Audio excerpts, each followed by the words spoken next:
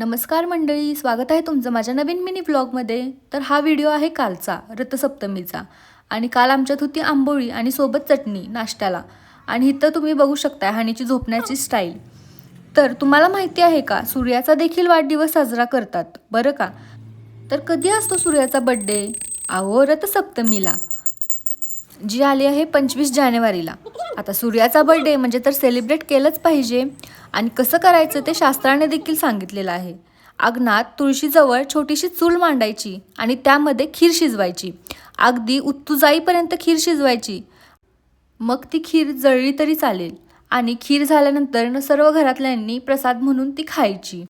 आणि जर खीर शिजवणं शक्य नसेल तर दूध उत्तू घालवलं तरी चालेल। आता तुम्ही म्हणाल आमच्याकडे मातीची चूल नाही, मातीची भांडी नाहीत, तर टेन्शन कशाला घ्यायचं, आपण सुगड पुजलेलंच होतं ना, त्यातील एक सुगड घेऊन त्यामध्ये दूध उत्तू घालवलं तरी चालेल। रथसप्तमीचा मुख्य उद्देश सूर्यदेवतेची उपासना करून आरोग्य, समृद्धी आणि पापमुक्ती मिळवणे आहे।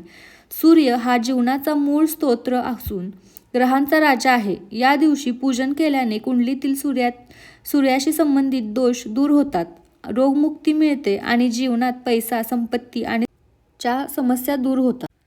हिंदू धर्मीयांच्या मते रथसप्तमी हा सूर्याच्या उपासनेचा दिवस आहे।